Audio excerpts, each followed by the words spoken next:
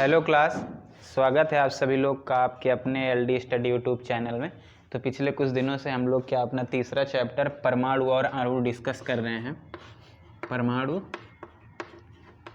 तथा अणु।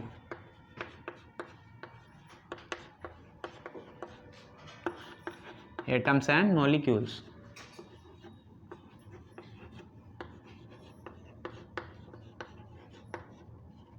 Atoms and molecules. तो इसमें जितना भी कुछ सारी चीज़ें थी जो आपके सिलेबस के अंतर्गत था, पाठ्यक्रम में जो भी चीज़ें थी उसको लगभग हमने क्या किया, सारी चीज़ें ख़त्म कर चुके हैं। लगभग जो भी था सारी चीज़ें हम लोगों ने क्या किए हैं, ख़त्म कर चुके हैं। देखो परमाणु क्या होता है आप लोग जान ही गए हैं।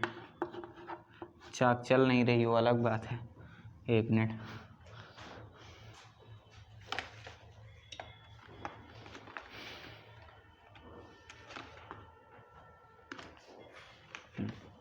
तो कहाँ थे हम लोग, परमाणु पे। हाँ, परमाणु क्या होता है ये आप लोग जान ही गए हैं बहुत अच्छे से। अणु भी आप लोग जान गए हैं, आयन भी आप लोग जान गए हैं, और जो भी चीज़ें थी, रासायनिक संयोजन का नियम, द्रव्यमान संरक्षण का नियम, और जो भी था, मोल कॉन्सेप्ट क्या क्या था, मोल संकल्पना, जो भी सारी चीज़ें थी लगभग सारा कुछ कवर हो चुका है। तो इसके बाद हम लोग की बारी आती है अपने दिए गए जुबान के अनुसार। हमने कहा था कि हम एनसीईआरटी के क्वेश्चंस जो हैं सारे सॉल्व करवाएंगे। तो आज जो दिन है हम लोग प्रैक्टिस करेंगे पूरी तरीके से एनसीईआरटी के जितने भी सारे क्वेश्चंस हैं अभ्यास में आपके, उसको हम लोग एक एक करके सॉल्व करेंगे। ठीक, एक एक करके सॉल्व करेंगे, देखते हैं क्या दिया है क्वेश्चन में, कैसा है। आप लोग के लिए भी काफ़ी हेल्प रहेगी और उसको एक बार आप लोग घर में प्रैक्टिस भी करेंगे। यहाँ से सॉल्व होने के बाद एक बार घर में भी लगाएंगे, तो इससे आपके लिए चीज़ें सारी क्या हो जाएंगी, बहुत ही आसान हो जाएंगी। तो हम लोग बढ़ते हैं अपने क्वेश्चंस की ओर। हम लोग का जो पहला क्वेश्चन है आपके अभ्यास में, पहला क्वेश्चन आप लोग का है कि 0.24 ग्राम ऑक्सीजन एवं बोरान युक्त यौगिक के नमूने में विश्लेषण द्वारा पाया गया कि 0.24 ग्राम ऑक्सीजन एवं बोरान युक्त यौगिकों के नमूने में विश्लेषण द्वारा पाया गया कि उसमें 0.096 ग्राम बोरान है। किसमें, इस ऑक्सीजन में कितना है, 0.096 ग्राम क्या है, बोरान है। ठीक, ये एक बोरान तथा ऑक्सीजन का मिश्रण है, ये 0.024 ग्राम, जिसमें 0.096 ग्राम क्या है, बोरान है, तथा 144 ग्राम क्या है, ऑक्सीजन है। 0.144 ग्राम क्या है, ऑक्सीजन है, ऑक्सीजन है। ठीक, अब हमको इसमें करना क्या, देखो किसी भी क्वेश्चन को करने का सबसे सरल उपाय ये होता है कि पहले उसमें दी गई सारी चीज़ों को आप क्या करें, नोट कर लें कि कितना क्या क्या उसमें दिया गया है। ठीक, फिर उसके बाद सिस्टम से अच्छे से क्वेश्चन को पढ़ेंगे तो आधा आंसर तो आपको ऐसे ही आ जाएगा क्वेश्चन पढ़ने से। जब आप क्वेश्चन पकड़ें, अच्छे से पढ़ेंगे तो आप कंसेप्ट पकड़ लेंगे कि किस कंसेप्ट से क्वेश्चन हमारा पूछ रहा है। क्वेश्चन को अच्छे से पढ़ना है, ये नहीं कि एक लाइन छोड़ के सीधे ओवर कॉन्फिडेंस हो जाना है। तो ओवर कॉन्फिडेंस पे नहीं जाना है हम लोग को, क्वेश्चन को अच्छे से रीड करना है, उसके बाद आंसर की ओर बढ़ना है। ठीक, तो फिर से क्वेश्चन हम लोग पढ़ते हैं कि 0.24 ग्राम ऑक्सीजन एवं बोरान युक्त यौगिक के एक नमूने में, ये क्या है, ये 0.24 ग्राम बोरान तथा ऑक्सीजन युक्त एक यौगिक का नमूना है। इसमें कह रहा है नमूना यानी कि कोई पदार्थ है जिसमें क्या है, विश्लेषण द्वारा पाया गया कि 0.096 ग्राम इसमें मात्रा किसकी है, बोरान की है।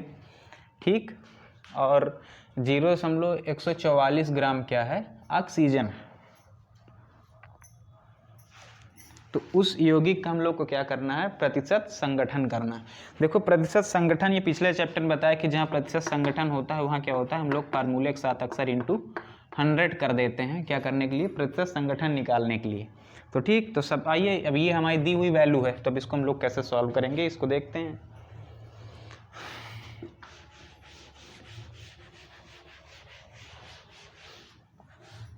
ठीक, अब हम लोग इसको देखते हैं, इसको एक का सॉल्व लिख दे रहा हूँ मैं, क्वेश्चन लिखने में ज़्यादा टाइम लॉस होगा, इसलिए मैं क्वेश्चन लिख नहीं रहा हूँ, सीधे आंसर करवा रहा हूँ। क्वेश्चन आप लोग अपने बुक में देखिएगा, सोल्यूशन यहाँ से देखिए।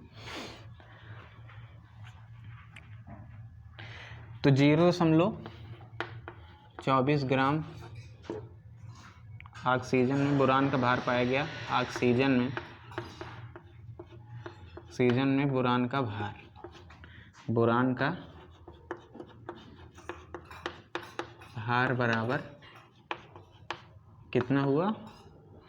0.096। ठीक है, अब इसको निकालने के लिए पहले हम निकालेंगे कि 1 ग्राम ऑक्सीजन में बोरान का भार कितना होगा। इसको निकालने के पहले हम निकालेंगे कि 1 ग्राम ऑक्सीजन में बोरान का भार कितना होगा।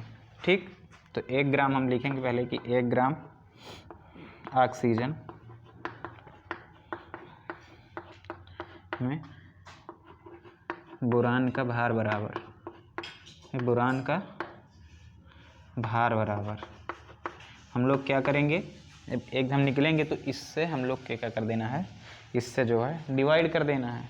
ठीक, तो 0.096 अपान 0.24, 0.24। ठीक है, 0.24। अब हम लोग को इसमें क्या करना है, प्रतिशत संगठन हम लोग को ज्ञात करना है। क्या ज्ञात करना है? प्रतिशत संगठन भारात्मक रूप में। तो जब हम लोग को प्रतिशत संगठन ज्ञात करना होगा तो हम लोग क्या करते हैं, 100 से गुणा कर देते हैं। क्या करते हैं? 100 से गुणा कर देते हैं। ठीक, तो हम लोग का जो निकल के आएगा, इससे काटेंगे आप, चौको इक्वल टू आ जाएगा तुम लोग का 40%। क्या आ जाएगा? 40%। ठीक है, क्या आ जाएगा? 40%। अब उसके बाद हम लोग देखते हैं क्या करना है। ठीक, कितना निकल के आया? 40%। ठीक, अब उसके बाद हम लोग को क्या करना है, अब आगे देखते हैं। अब उसके बाद हम लोग क्या करेंगे, ठीक, हमने देखा कि 0.24 ग्राम में, इसमें 0.24 ग्राम में 0.24 ग्राम में ऑक्सीजन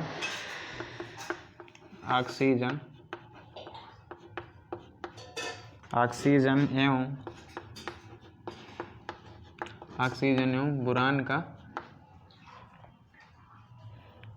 बोरान का प्रतिशत कितना है? प्रतिशत कितना है? 40%। कितना है? 40%। ठीक है, अब उसके बाद हम लोग अपने किस में आएंगे, नेक्स्ट स्टेप में।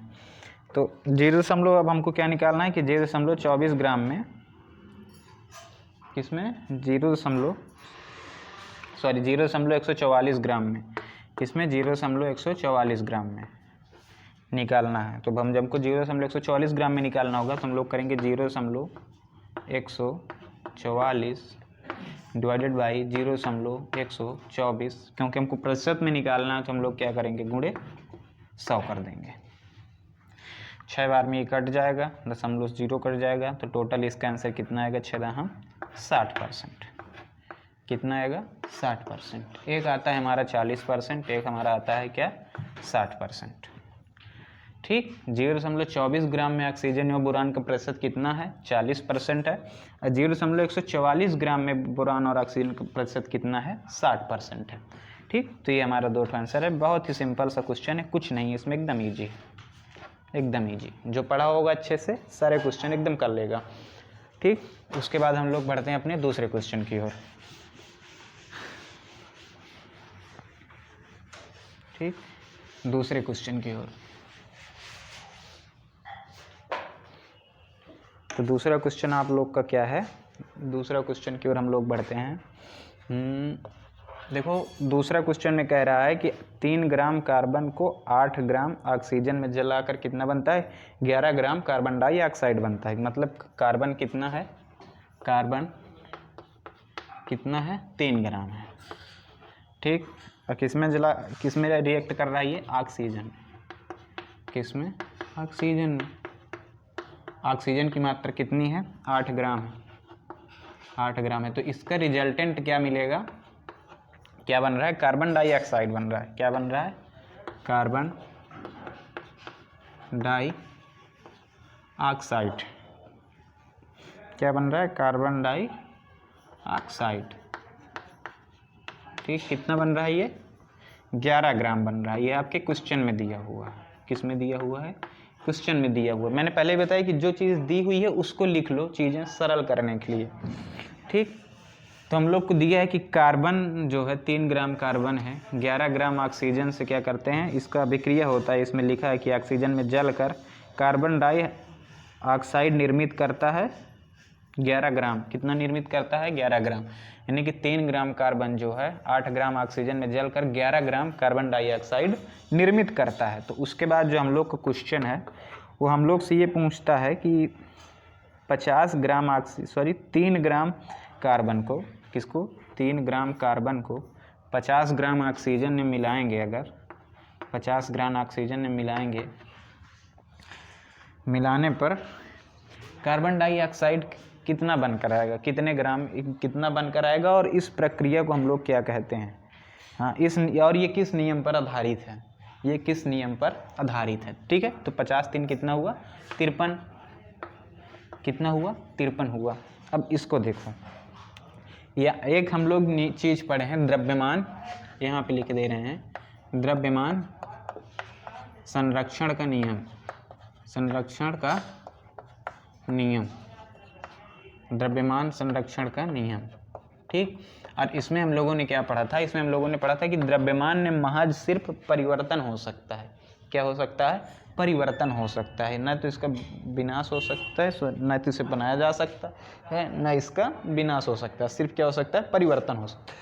तो ठीक, मान लो कितना, 3 ग्राम था, ये 8 ग्राम मिला, दोनों इसको जोड़े तो हम लोग क्या निकला, 11 ग्राम। मतलब जोड़ने पर एक नया पदार्थ बनता है।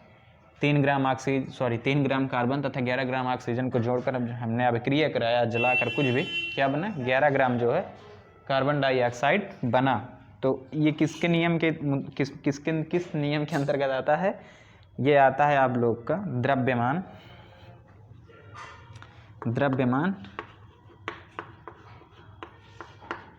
संरक्षण का नियम, द्रव्यमान संरक्षण का नियम। ठीक है, किसके नियम के अंतर्गत आता है, द्रव्यमान संरक्षण का नियम के अंतर्गत आता है।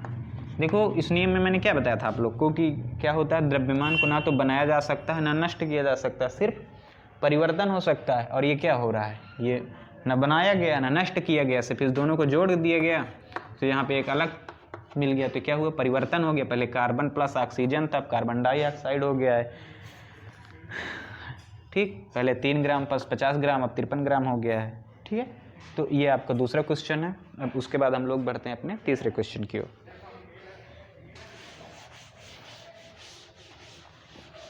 ठीक, हम लोग का तीसरा क्वेश्चन कौन सा है, अब हम लोग बढ़ते हैं अपने तीसरे क्वेश्चन की ओर।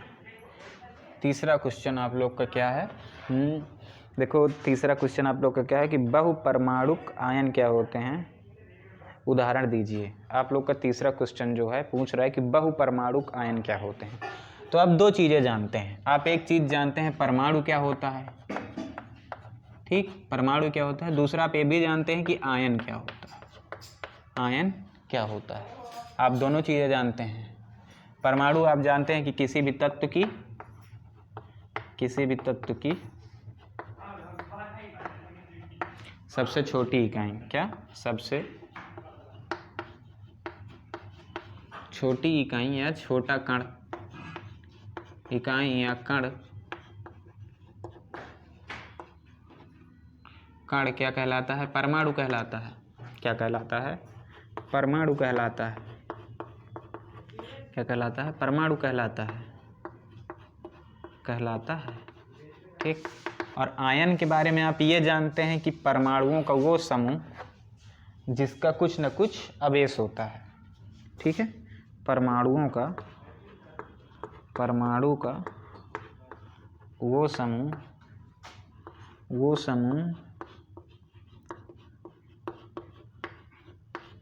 जिसका कुछ न कुछ अवयव होता है, कुछ न कुछ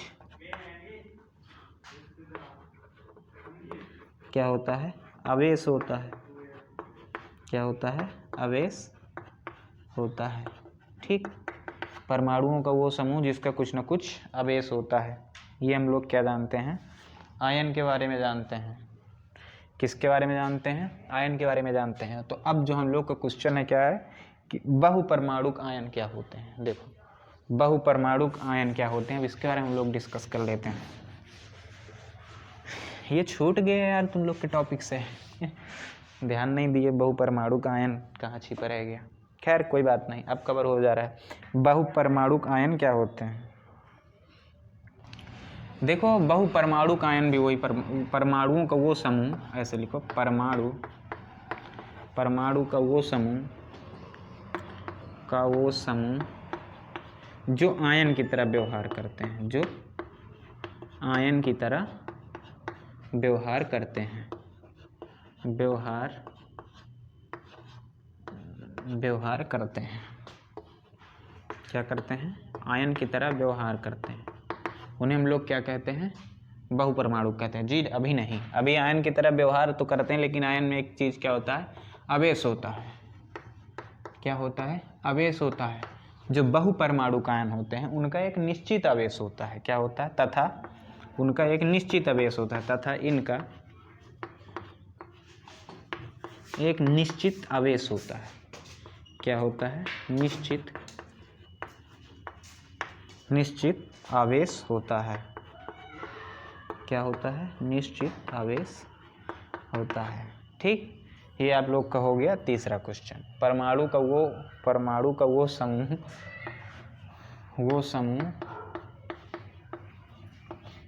परमाणु का वो समूह जो आयन की तरह, बड़ा छूट रहा है यार, आयन की तरह व्यवहार करते हैं तथा इसका एक निश्चित आवेश होता है। उसे हम लोग क्या कहते हैं, उसे हम लोग कहते हैं बहुपरमाणु। क्या कहते हैं हम लोग, बहुपरमाणुक आयन कहते हैं। क्या कहते हैं, बहुपरमाणुक आयन।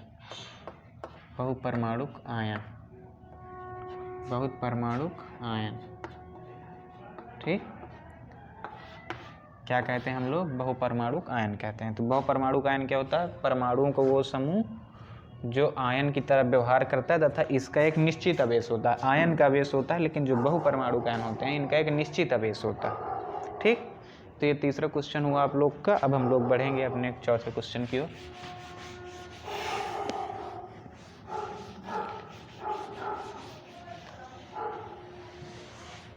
चौथा क्वेश्चन तो कराने वाला नहीं हूँ, चौथा क्वेश्चन नहीं कराने वाला हूँ, क्योंकि चौथा क्वेश्चन आप लोग को बहुत अच्छे से मैंने बताया था। एक चीज़ रासायनिक सूत्र बनाना, आप लोग को बताया था रासायनिक सूत्र बनाना।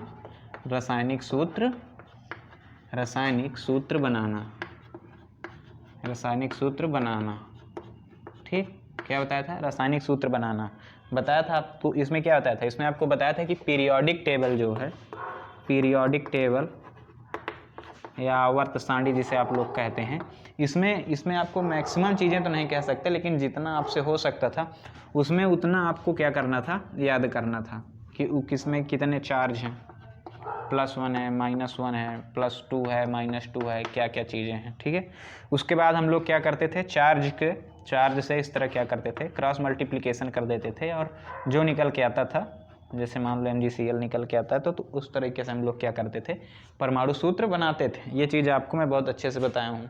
तो इसमें 3-4 क्वेश्चंस दिए गए हैं, इसको आप लोग को क्या करना है, घर से करके लाना, मतलब घर में प्रैक्टिस करना है, लाओगे थोड़ी, प्रैक्टिस करना है इसके बारे में।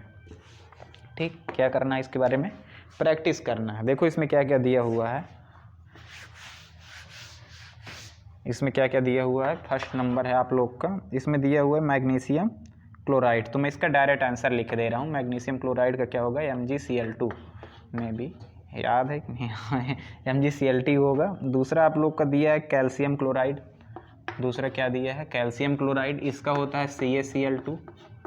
क्या होता है, CaCl2। तीसरा आप लोग का दिया है इसमें क्या दिया है आप लोग का, कॉपर नाइट्रेट, इसका होता है CuNO, बड़ा यार वो रहता है शायद 3/2। ठीक, चौथा आप लोग का दिया है एल्युमिनियम क्लोराइड का क्या दिया है, हाँ एल्युमिनियम क्लोराइड इसका होता है AlCl3 में भी AlCl3 होता है अमोनियम क्लोराइड का। और चौथा आपका दिया कैल्शियम कार्बोनेट। कैल्शियम कार्बोनेट का जो होता है, कैल्शियम कार्बोनेट का होता है CaCO3। तो ये मैं आपको सीधे आंसर लिखवा दी हूँ, ठीक है। मैग्नीशियम का ये होता है, मैग्नीशियम क्लोराइड का ये हो गया, दूसरा हो गया कैल्शियम क्लोराइड का हो गया, ठीक है। कॉपर नाइट्रेट का हो गया, एल्युमिनियम क्लोराइड का हो गया और कैल्शियम कार्बोनेट का हो गया, ठीक। तो इसको आप लोग को बनाना है घर में, मैंने आंसर आपको दे दिया है। अगर इस तरीके से बनता है तो समझ लीजिएगा आपका सही है, वरना जब तक ट्राई करेंगे जब तक इस तरह नहीं बनेगा। और नेट से निकाल के मत देख लेना, बड़े होशियार हो, हम भी बहुत होशियार थे, तो नेट से नहीं निकाल के करना है, ठीक।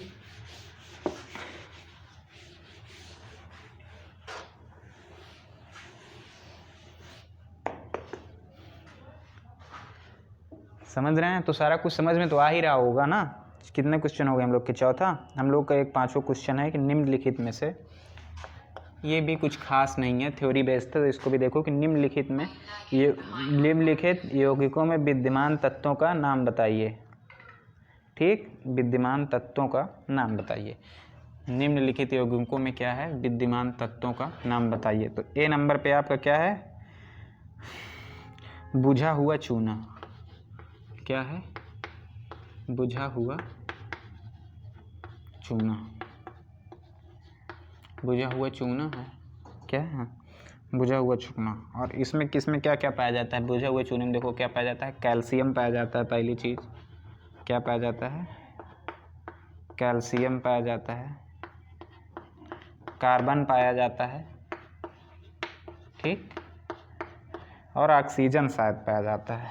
बुझे हुए चूने में कैल्शियम, कार्बन तथा ऑक्सीजन, तीन चीज़ें पाई जाती हैं। क्या क्या पाया जाता है? कैल्शियम पाया जाता है, कार्बन पाया जाता है तथा ऑक्सीजन पाया जाता है। दूसरा क्वेश्चन आप लोग को क्या है? Hydrogen bromide. ये तो बहुत सरल है। दूसरा क्वेश्चन है आप लोग का हाइड्रोजन ब्रोमाइड। अब इसका नाम ही हाइड्रोजन ब्रोमाइड है, तो इसमें हाइड्रोजन पाया जाता है और ब्रोमाइड पाया जाता है। क्या पाया जाता है? हाइड्रोजन, हाइड्रोजन तथा ब्रोमाइड, ब्रोमाइड, हाइड्रोजन तथा ब्रोमाइड पाया जाता है, ठीक। तीसरा क्वेश्चन आप लोग को क्या दिया है? बेकिंग पाउडर, खाने वाला सोडा। इसको आप लोग, इसको नहीं बताऊंगा। खाने वाले सोडे में क्या क्या पाया जाता है ये आप लोग को ढूंढना है, ठीक। खाने वाले सोडा में क्या क्या पाया जाता है ये आप लोग को ढूंढना है। आप लोग का कहाँ है? चौथा क्या दिया है? Potassium sulphate. हाँ, इसमें बता देता हूँ। चौथा क्या दिया? ABCD। चौथे में क्या क्या दिया है? क्या दिया है? Potassium sulphate. तो इसमें पाया जाता है पोटेशियम, पोटेशियम, सल्फर, सल्फर तथा ऑक्सीजन भी इसमें पाया जाता है बेटा। क्या पाया जाता है? ऑक्सीजन भी, ठीक है।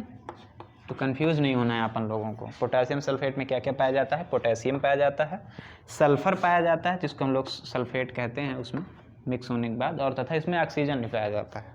इसके बारे में हम लोग आगे डिस्कस करेंगे। इसमें आपका, इसमें कुछ विशेष नहीं दिया है, तो ये हुआ। और निम्नलिखित अभी आप लोग का क्या है? नेक्स्ट क्वेश्चन है। और हाँ, एक छुड़वा दिया हूँ, उसको आप लोग अपने से ट्राई करेंगे, ठीक।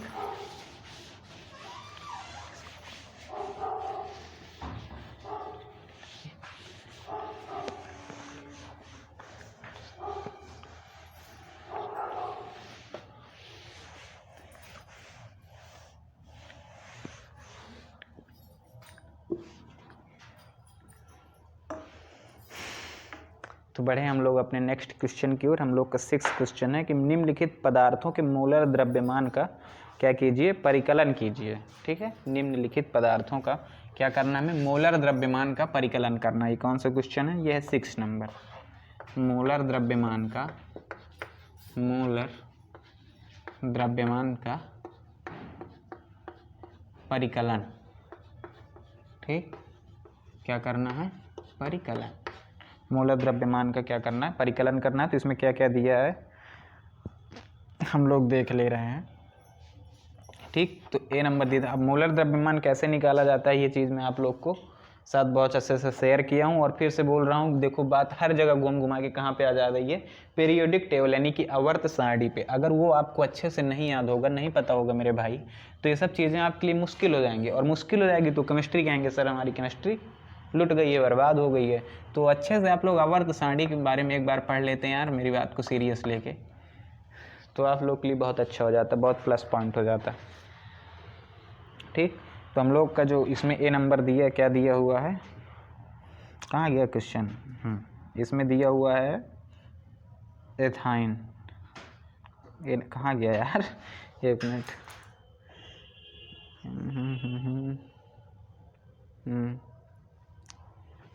एथाइन दिया हुआ है, सॉरी एथाइन ही तो दिया है, क्या दिया है, एथाइन, एथाइन दिया हुआ है। और एथाइन का फार्मूला क्या होता है, एथाइन का फार्मूला होता है C2H2। ठीक, C क्या होता है हमारा कार्बन, कार्बन का भार कितना होता है 12 होता है, तो ये कितना हो जाएगा 12 × 2 प्लस हाइड्रोजन का कितना होता है 1 होता है, 1 × 2 हो जाएगा। तो इसका कितना निकल के आएगा, 12 दूनी 24, 2 26, कितना निकल के आएगा 26 ग्राम निकल के आएगा। ये सब आप चीज़ें कहाँ से याद करेंगे, आवर्त सारणी से। इसका द्रव्यमान कहाँ से याद करेंगे, आवर्त सारणी से। हाइड्रोजन का 1 होता है, कार्बन का कितना होता है 12 होता है। यहाँ पे जो होता है उससे हम लोग क्या करते हैं, इंटू कर देते हैं। जैसे मान लो सी की वैल्यू कितनी है 12 है, ऐसे समझो, तो यहाँ पे अगर हम 12 रखेंगे तो इसके बीच में क्या साइन लग जाएगा, इंटू लग जाएगा। फिर हम लोग क्या करेंगे, इसको प्लस कर देंगे। फिर एच का कितना 1 है, अब 1 कितने हैं 2 हैं, तो 2 से क्या कर देंगे मल्टीप्लाई कर देते हैं, तो यहाँ से निकल के कितना आता है 26 ग्राम आता है। ठीक है, और इसमें बी नंबर पे आप लोग का दिया हुआ है, बी नंबर पे क्या दिया है,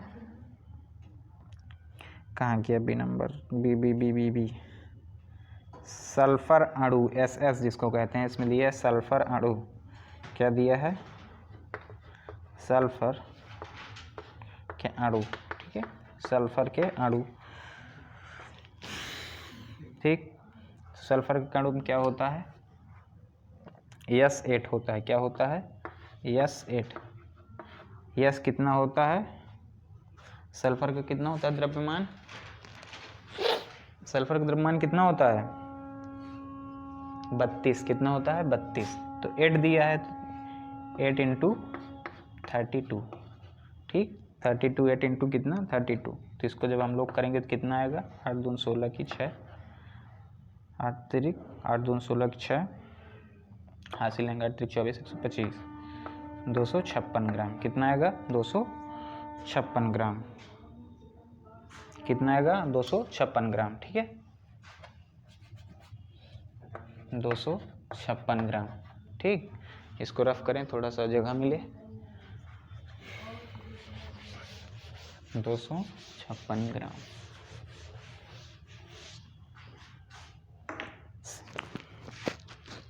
सी नंबर पे हम लोग को क्या दिया हुआ है बेटा, सी नंबर पे हम लोग का दिया हुआ है फास्फोरस अणु। फास्फोरस अणु कितना होता है, फास्फोरस अणु इसका कितना होता है, डायरेक्ट लिख दे रहा हूँ मैं। ठीक है, फास्फोरस कहाँ है, कहाँ गया ये, फास्फोरस अणु, हाँ, इसका कितना होता है P4।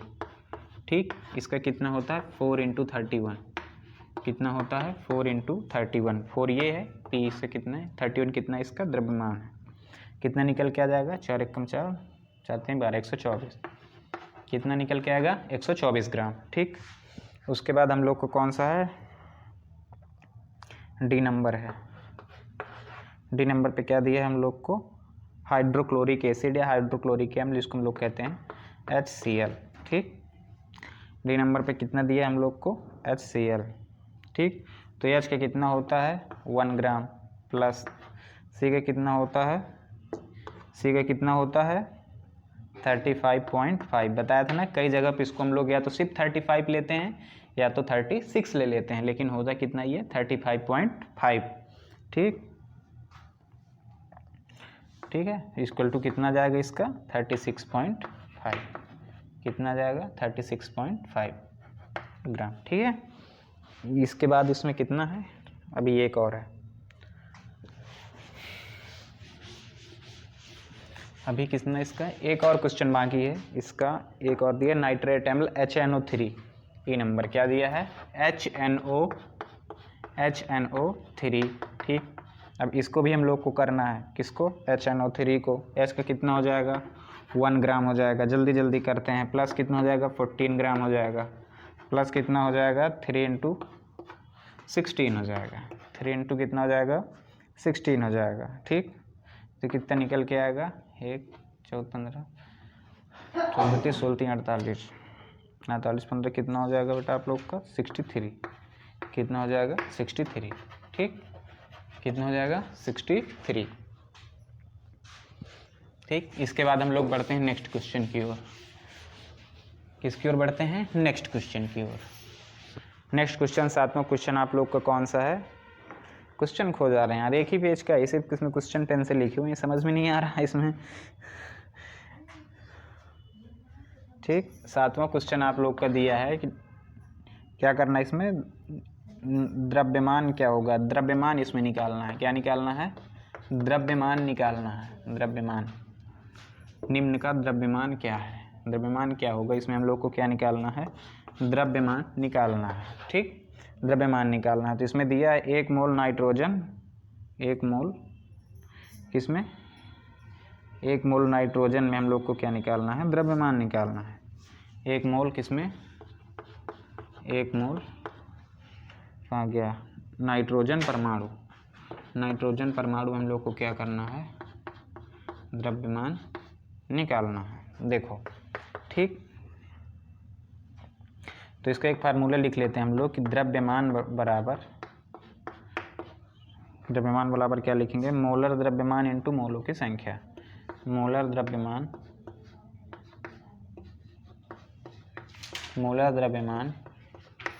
इंटू मोलों की संख्या, मोलों की संख्या।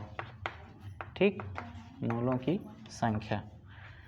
तो इसमें हम लोग को कुछ करना नहीं है, बस ये हम लोग एक फार्मूला पढ़े थे, दिया गया द्रव्यमान बटा मोलों की संख्या, कैपिटल स्मॉल m अपान कैपिटल M पढ़े थे। इसको हम लोग अपने लास्ट लेक्चर में n = तो इसमें हम लोग सिर्फ क्रॉस मल्टीप्लिकेशन कर देते हैं, m को इधर करके n को उधर कर देते हैं, बस इतनी सी इसमें बात है। और इसमें क्या करना है हमको कुछ भी नहीं करना होता, सिर्फ वैल्यू पुट करनी होती है।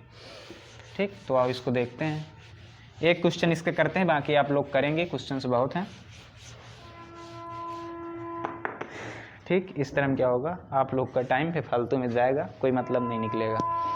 ठीक, तो इसमें के जो हम लोग का क्वेश्चन है इसका क्या फार्मूला हम लोग लिखे हैं m small m = capital M into n, और आपको क्या दिया हुआ इसमें नाइट्रोजन का द्रव्यमान। अब कितने में दिया है एक दिया गया द्रव्यमान कितना होता है 1 मोल पे दिया है, कितना 1 मोल पे, और इसका कितना होता है 14 होता है। तो m = क्या हो जाएगा 14 × 1 हो जाएगा, क्या हो जाएगा 14 × 1 = क्या आ जाएगा 14 आ जाएगा। ठीक, आपका बी नंबर है 4 मोल एल्युमिनियम परमाणु में। ठीक, 4 मोल किसमें एल्युमिनियम में, एल्युमिनियम का कितना होता है 27 होता है शायद, एल्युमिनियम का कितना होता है 27 होता है। और कितने में कह रहा है 4 में कह रहा है, तो × 4 कर दो, कितना आ जाएगा 108 आ जाएगा, 108 ग्राम आ जाएगा। ठीक, अब 2 जो बचे हैं उसको आपको अपने से करना है। एक दिया हुआ है एक या 10 मोल सोडियम सल्फेट में, बस एक ही बचा है, उसको आप लोग अपने से करेंगे। कुछ चीज़ें आपको करनी पड़ेंगी बेटा, हम कितना भी यहाँ पे करवा देंगे, लेकिन फिर भी आपको घर में क्या करना पड़ेगा प्रैक्टिस बहुत कंपलसरी है। ठीक, उसके बाद आप लोग का 8वां क्वेश्चन है। 8वां क्वेश्चन भी बहुत एकदम लल्लू पल्लू सा क्वेश्चन है। 8वां क्वेश्चन आप लोग का है कि मोल में क्या कीजिए परिवर्तन कीजिए, मोल में क्या कीजिए परिवर्तन कीजिए। तो देखो इसमें क्या दिया है 12 ग्राम, इसमें हम लोग को करना क्या है मोल परिवर्तन करना है। क्या करना है मोल में परिवर्तन करना है, मोल में क्या करना है परिवर्तन करना है, क्या करना है मोल में इसमें परिवर्तन करना है। ठीक है, मोल में हम लोग को क्या करना है परिवर्तन करना है। तो इसमें आपको क्या दिया हुआ है 22 ग्राम ऑक्सीजन, सॉरी हाँ 22 ग्राम ऑक्सीजन, एक इसमें भी कर लेते हैं कि 22 ग्राम ऑक्सीजन है। अब मैं ये चीज़ आपको बताया हूँ ना मोल कंसेप्ट में, कि अगर कोई हमसे पूछ ले 22 ग्राम में परमाणुओं की संख्या क्या है, तो उसके लिए फार्मूला हम लोगों ने क्या किया था, दिया गया द्रव्यमान बटे मोलर द्रव्यमान। हम लोग इसके लिए क्या फार्मूला पढ़े थे, यहाँ पे साइड में लिख देता हूँ कि दिया गया द्रव्यमान बटे मोलर द्रव्यमान। ठीक है, तो दिया गया कितना, इसमें 22 ग्राम है, 12 ग्राम दिया है। कितना दिया हुआ है, 12 ग्राम दिया हुआ है। ठीक है, किसके, ऑक्सीजन का द्रव्यमान कितना होता है, 12। इसका मोलर द्रव्यमान कितना हो जाएगा, 32 निकल के आएगा। कितना निकल के आएगा इसका मोलर द्रव्यमान ऑक्सीजन का, 32 ग्राम। ठीक है, तो इसको हम लोग काटेंगे तो कितना आएगा, 12 कम 12, इस इधर 0 रख लेंगे, इधर पॉइंट रखेंगे, इधर 0 बढ़ाएंगे, तो उसके बाद निकल के आ जाएगा 3। फिर कितने हो जाएगा, 120 170 7, उसके बाद 5, कितना निकल के आएगा, मोल। यहाँ पे हम लोग क्या लिख देंगे, मोल। ठीक, क्या लिख देंगे, मोल। 12 ग्राम ऑक्सीजन को हम लोग के क्या करता है, मोल में परिवर्तन करना है। मोल में परिवर्तन करने का मैंने आपको फार्मूला दिया था कि दिया गया द्रव्यमान बटे मोलर द्रव्यमान। अब मोलर द्रव्यमान आपको कहाँ से मिलेगा, आवर्त सारणी से। फिर बात कहाँ पे आ पहुँची, आवर्त सारणी पे। तो निष्कर्ष क्या निकलता है कि आवर्त सारणी बहुत इंपॉर्टेंट है। ठीक, अब हम लोग बढ़ते हैं आगे। इसमें 3 क्वेश्चन दिए हैं, 2 आपको अपने से करने हैं, कुछ नहीं है, सेम इसी फार्मूले पे। ठीक, जो ना आएगा उसको आप कमेंट करेंगे। ठीक, ये कौन सा था। इसके बाद हम लोग बढ़ते हैं 9वें क्वेश्चन की ओर। किसकी ओर बढ़ते हैं यार, चाक पड़ जा रही है आँख में। किसमें बढ़ते हैं हम लोग, 9वें क्वेश्चन की ओर बढ़ते हैं। 9वां क्वेश्चन हम लोग को क्या है, निम्न का द्रव्यमान क्या होगा। ठीक, निम्न का द्रव्यमान क्या होगा, हम लोग का इसमें दिया हुआ है। इसका द्रव्यमान हम लोग को निकालना है, 9th नंबर है। इसमें हम लोग का दिया हुआ 0.2 मोल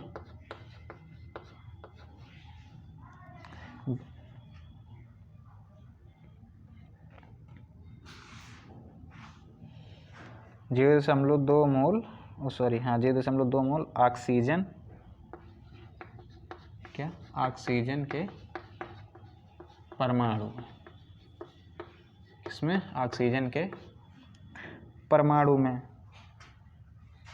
इसमें क्या करना है, हम लोग को द्रव्यमान निकालना है। क्या करना है, द्रव्यमान फाइंड करना है। ठीक है, 0.2 मोल ऑक्सीजन के परमाणु में हम लोग को क्या करना है, द्रव्यमान फाइंड करना है। तो द्रव्यमान बराबर क्या होता है, द्रव्यमान बराबर क्या होता है, बताया था ना कि एक फार्मूले से 3 फार्मूले बनेंगे। तो जो आप लोग का पहला फार्मूला था, दिया गया द्रव्यमान बटे मोलर द्रव्यमान, उसी से ये सारी चीज़ें बन रही हैं और इसमें कुछ भी नया याद करने की ज़रूरत नहीं है। ठीक, तो क्या है ये, द्रव्यमान बराबर क्या हो जाएगा, मोल द्रव्यमान इंटू मोल की संख्या। मोल द्रव्यमान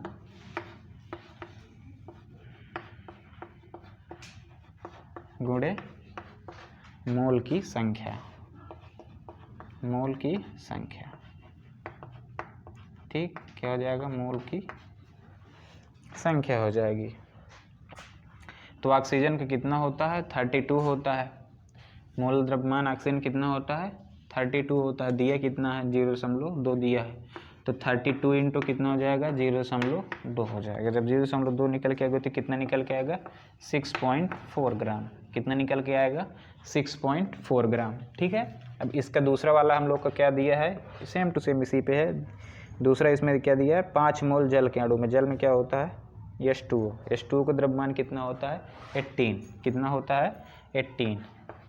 अब 18 गुणे कितना देना है, दूसरा हम लोग का क्या पूछ रहा है, 0.5 में H2O में। किसमें, H2O में। ठीक, कितना दिया है, 0.5। कितना दिया है, 0.5। तो इसका निकल के क्या आ जाएगा, 9 ग्राम। क्या आ जाएगा, 9.0 लिख दो या 9 ग्राम ऐसे। ठीक है, 9वां नंबर आपका हुआ। उसके बाद हम लोग बढ़ेंगे अपने नेक्स्ट क्वेश्चन की ओर। किसकी ओर, नेक्स्ट क्वेश्चन की ओर। ठीक, समाप्ति पे हैं, ज़्यादा कुछ बचा नहीं है, बस थोड़ा सा और बचा है। हम लोग का 10वां क्वेश्चन हम लोग का क्या है, थोड़ा सा 10वां क्वेश्चन हम लोग देखते हैं। बातें हम लोग इसमें अपने 10वें क्वेश्चन में, किसमें, 10वें क्वेश्चन में। देखो 10वां क्वेश्चन हम लोग का क्या है कि 16 ग्राम ठोस सल्फर में सल्फर के अणुओं की संख्या का परिकलन कीजिए। किसमें? 16 ग्राम ठोस सल्फर में। किसका? सल्फर के अणुओं के हमको क्या करना है, संख्या का परिकलन करना है। तो किसमें? 16 ग्राम। किसमें? 16 ग्राम किसमें? ठोस सल्फर में, ठोस सल्फर में।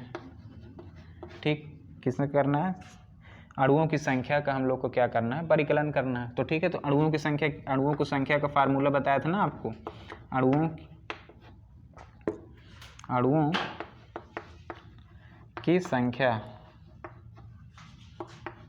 की संख्या बराबर क्या होता है? दिया गया द्रव्यमान बटे मोलर द्रव्यमान। दिया गया द्रव्यमान बटे मोलर द्रव्यमान। क्या? मोलर द्रव्यमान। ठीक, दिया गया द्रव्यमान बटे मोलर द्रव्यमान। दिया कितना है? 16। सल्फर क्या फार्मूला होता है इसका? होता है S8 होता है ना। हाँ, S8 होता है, सॉरी। तो ठीक, इसको हम लोग क्या करते हैं? निकालते हैं। अणुओं की संख्या हम लोग को निकालना है।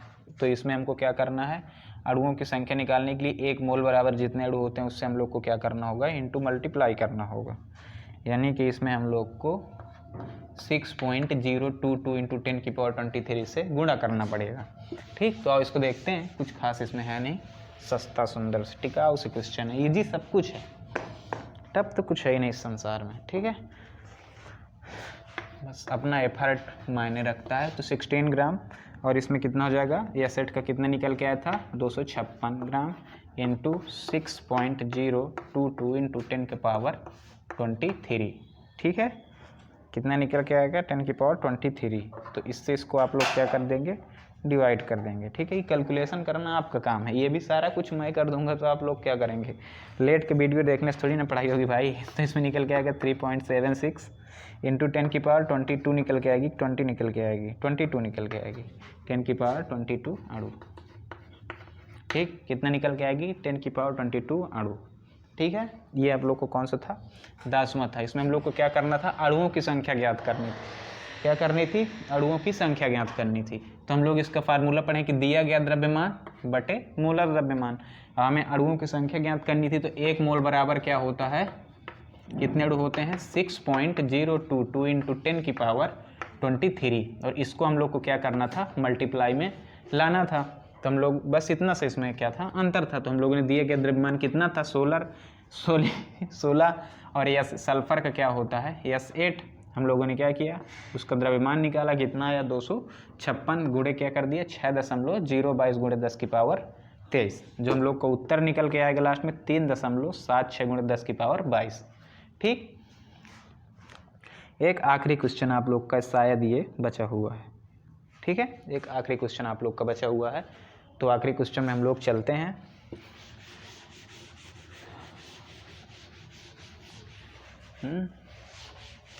आखिरी क्वेश्चन कौन सा क्वेश्चन? हम लोग का आखिरी क्वेश्चन है। ठीक, तो आखिरी क्वेश्चन हम लोग का है। देखो पहले क्वेश्चन को समझो। इसमें क्या कह रहा है कि 0.051 ग्राम एल्युमिनियम ऑक्साइड यानी कि Al2O3 में एल्युमिनियम आयन की संख्या का परिकलन कीजिए। पहला क्वेश्चन, संकेत इसमें दिया हुआ है, किसी भी आयन का द्रव्यमान उतना ही होता है जितना कि उस तत्व के परमाणु का द्रव्यमान होता है। ठीक, ये चीज़ हम लोग पढ़े हैं। एल्युमिनियम का परमाणु द्रव्यमान भी इसमें कितना दिया है? 27 यूनिफाइड दिया है। कितना दिया है? 27 यूनिफाइड। तो पहले हम लोग क्या करते हैं, इसका जो है एल्युमिनियम, किसका क्या बोले? Aluminium oxide. तो एल्युमिनियम ऑक्साइड का हम लोग क्या करते हैं? द्रव्यमान निकाल लेते हैं। और इसमें दिया किसका है? एल्युमिनियम का दिया है कितना? 27 यूनिफाइड यू, जिसको हम लोग कहते हैं। ठीक, एल्युमिनियम ऑक्साइड का हम लोग निकालेंगे जब इसका फार्मूला होता है Al2O3। क्या होता है? Al2O3। तो इसका हो जाएगा 2 इंटू 27 प्लस 3 इंटू 16, क्योंकि ऑक्सीजन की कितना होता है? 16 होता है। इसका 27 क्वेश्चन में ही गिवन है। क्वेश्चन में गिवन है 2 है, तो हम लोग 2 से मल्टीप्लाई कर देंगे। ठीक, प्लस ये ऑक्सीजन 3 है, इसका द्रव्यमान कितना होता है? 16 होता है। तो इसका हम लोग क्या करेंगे? तो निकल के आ जाएगा तुम्हारा 102 U। ठीक, 102 U। अब एल्युमिनियम का हम लोग क्या करना है, परमाणु द्रव्यमान कितना दिया है, 102 यूनिफाइड दिया है, और मोलर द्रव्यमान कितना निकल के आ जाएगा इसका, सॉरी एल्युमिनियम को कितना दिया है, 27 यूनिफाइड दिया है। कितना दिया है, 27 यूनिफाइड। कितना क्या द्रव्यमान दिया है, और इसका मोलर द्रव्यमान कितना निकल के आएगा, मोलर द्रव्यमान हमेशा ग्राम में होता है, किसमें होता है, तो कितना हो जाएगा, 27 ग्राम हो जाएगा। ठीक है, तो उसके बाद हम लोग का पूछ रहा है कि 0.051 Al2O3 मतलब एल्युमिनियम ऑक्साइड में Al2 का द्रव्यमान हम लोग को क्या करना है, निकालना है। ठीक, Al2 का हम लोग को क्या करना है, द्रव्यमान निकालना है। ठीक, तो 0 किसमें, तो 0.0 Al2 में हम लोग का जिसका निकल के आएगा वो हम लोग को निकल के आएगा कि 54 हम लोग का आंसर कितना आया था लास्ट में, 102। ठीक, 102, और किसमें से कितने निकालना है, 0.051 ग्राम। ठीक, तो हम लोग को क्या निकल के आएगा, 0.27 ग्राम निकल के आएगा। ठीक है, अब इसमें हम लोग को क्या, एल्युमिनियम आयन की संख्या ज्ञात करना है। क्या करना है, एल्युमिनियम आयन की संख्या ज्ञात करनी है। ठीक है, एल्युमिनियम आयन की संख्या क्या करनी है, ज्ञात करनी है।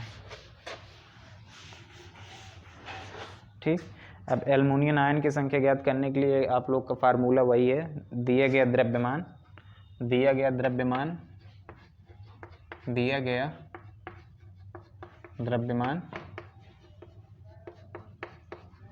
बटे मोलर द्रव्यमान दिया गया द्रव्यमान बटे मोलर द्रव्यमान, और इनटू क्या हो जाएगा हमारा, आवोगाद्रो संख्या 6.022 इंटू 10 की पावर 23। क्या हो जाएगा, 6.022 इंटू 10 की पावर 23 हो जाएगा। उसके बाद हम लोग का दिया गया द्रव्यमान, मतलब कि हम लोग अभी क्या निकाले हैं ना, क्या निकाले हैं, 0.027। ठीक, और उसके बाद हम लोग का क्या है, कितना दिया है, 27 दिया है। ठीक, अब उसके बाद हम लोग को क्या करना है, एवोगाद्रो संख्या जो है 6.22 इंटू 10 की पावर 23 से क्या कर देना है, मल्टीप्लाई कर देना है। तो जब इससे ये कटेगा तो 6.022 इंटू 10 की पावर कितना निकल के आएगा, 0 कट जाएगा, 20 में भी निकल के आएगी। कितना निकल के आएगी, 20 आयन। कितना निकल के आएगी, 20 आयन। ठीक है, तो ये आप लोग का क्या हो गया, आंसर हो गया। ये क्वेश्चन अच्छा था, लास्ट वाला आपका थोड़ा सा अच्छा था, थोड़ा सा, बहुत अच्छा नहीं लेकिन थोड़ा सा अच्छा था। इसका कैलकुलेशन जो है थोड़ा सा बहुत अच्छा था। ठीक है, तो ये पूरा क्वेश्चन आप लोग को समझ में आया। इसमें मांग रहा है कि 0. कितना, इसको फिर से समझो कि 0.051 ग्राम में एल्युमिनियम किसका हम लोग को क्या करना है, एल्युमिनियम जो है एल्युमिनियम आयन की संख्या का परिकलन करना है। किसमें, 0.051 ग्राम में क्या करना है, एल्युमिनियम आयन का हमें क्या करना है, परिकलन करना है। लेकिन ये 0.05 में क्या दिया है, एल्युमिनियम ऑक्साइड दिया है, Al2O3। ठीक है, तो हम लोग पहले इसमें एल्युमिनियम का अलग करेंगे, एल्युमिनियम का बाहर अलग करेंगे, फिर उसके बाद क्या हम करेंगे, इसका परिकलन करेंगे। हम लोगों ने पहले इसका पूरा किया, फिर इसका बाहर अलग किया, फिर उसमें परिकलन किया, फार्मूला लगाया और आंसर ले आए हैं। ठीक, तो ये आप लोग के एनसीईआरटी के जितने भी अभ्यास पुस्तिका में क्वेश्चन थे, जितने भी प्रश्न थे वो क्या हो गए हैं, सारे हम लोगों ने लगभग सॉल्व कर लिए हैं। लगभग क्या, सारे सॉल्व भी कर लिए, एक दो जो आप लोग के लिए छोड़ दिया है, मेहरबानी की आपके ऊपर, और उसको आप लोग सॉल्व कर लेंगे तो हमारे ऊपर मेहरबानी हो जाएगी। ठीक, तो हम लोग का जो आज के टॉपिक था, यानी कि अपना 3rd चैप्टर पूरी तरीके से क्या हो गया है, समाप्त हो चुका है। Atom and molecules, atoms and molecule क्या हुआ, पूरे तरीके से समाप्त हो चुका है। इसमें हम लोगों ने क्या किया, बहुत सारे टॉपिक पढ़े, इसके सारे क्वेश्चन भी करें, और क्वेश्चंस आप लोग को भी घर में करना है। देखो, क्वेश्चंस की प्रैक्टिस करना बहुत ज़रूरी है। किसी भी फील्ड में हो आप चाहे जिस भी फील्ड में हो, चाहे आप खेल में हो, चाहे आप पढ़ाई में हो, चाहे आप एक्सपेरिमेंट में हो, चाहे जिस चीज़ में हो, उसकी प्रैक्टिस लगातार करते रहना बहुत ज़रूरी है। देखो प्रैक्टिस कहते हैं ना, practice make a man perfect. Perfect कोई नहीं इस दुनिया में, जो परफेक्ट है वो भगवान बन जाएगा, तो परफेक्ट नहीं है। हमें प्रैक्टिस किस लिए करना है? इम्प्रूवमेंट के लिए। प्रैक्टिस इंसान को कभी, ये जो कहते हैं ना practice make a man perfect, मैं इसको बिल्कुल नहीं मानता, क्योंकि प्रैक्टिस तुम्हें कभी परफेक्ट नहीं बनाएगी। परफेक्ट तो है ही नहीं भाई, पूरी दुनिया में, इस संसार में परफेक्ट नाम की कोई चीज़ नहीं है। हर इंसान कुछ ना कुछ सीख रहा है, लेकिन प्रैक्टिस क्या करती है? इम्प्रूवमेंट लाती है। तो प्रैक्टिस मेक अ इम्प्रूवमेंट, और जब आप खुद के अंदर इम्प्रूवमेंट लाते रहेंगे तो एक दिन पूरी तरीके से परफेक्ट तो नहीं हो पाएंगे, लेकिन परफेक्शन के बहुत आप करीब होंगे। ठीक, तो हमेशा प्रैक्टिस करते रहिए। ओके।